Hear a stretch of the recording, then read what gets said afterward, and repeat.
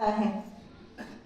हम सब तो यहाँ बहुत अच्छे समय सवेरे के समय बैठे हैं, लेकिन मना क्या रहे हैं? महाशिवरात्रि। क्यों? क्योंकि परमात्मा का अवतरण इस धरा पर रात्रि के समय होता है।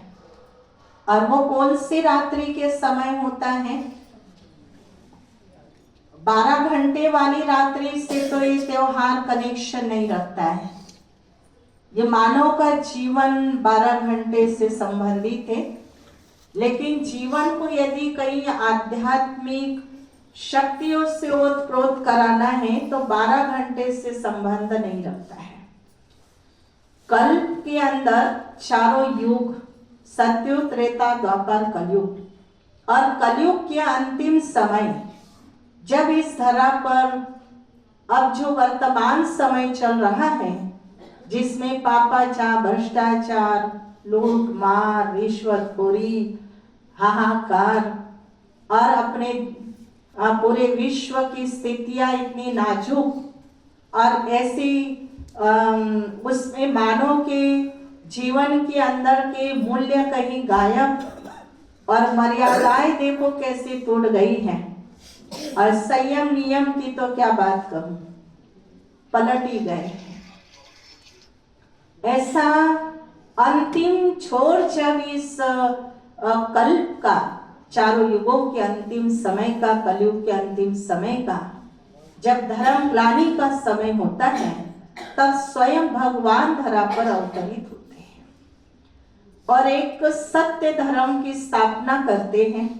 और हम सबके अंदर भी वो सुंदर सत्यता का बीज बोते हैं और विश्व के अंदर भी वो ऐसी सुंदर धाराएं फैलाते हैं जो विश्व भी सत्यता के अंदर एक दिन पहुंच जाता है। और वो कौन सा समय हो सकता है आप सब समझ रहे होंगे। अभी हमारे भ्राता जी ने कहा, भारत विश्व गुरु और पूरा विश्व एक आध्यात्मिक शक्ति से उत्प्रोत वो होने ही वाला है।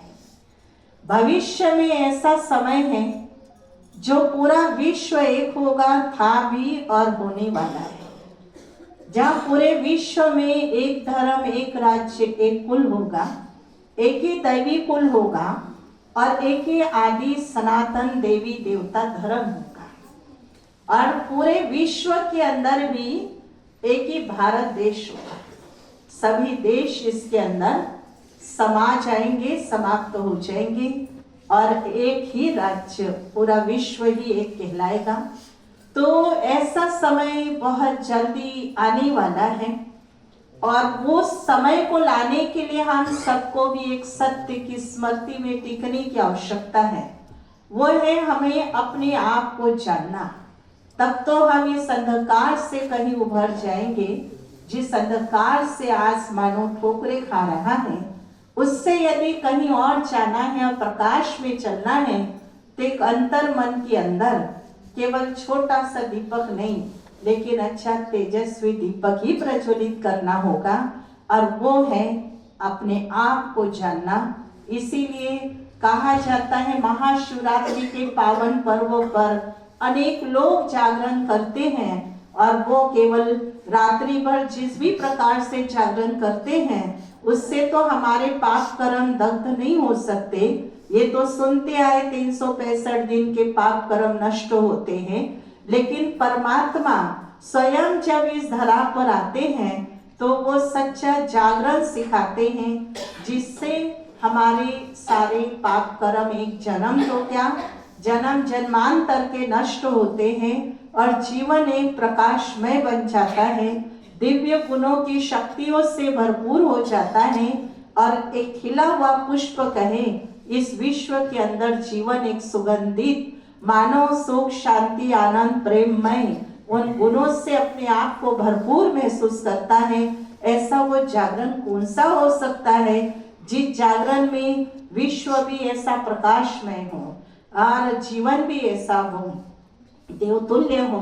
वो जागरण है अपने आप में स्वयं को जानना, अर्थात अपने आप को ये महसूस करना कि मैं कौन, मैं ये पंच तत्वों का शरीर नहीं, लेकिन एक चेतन शक्ति आत्मा, और मेरा जो कनेक्शन है वो किससे है?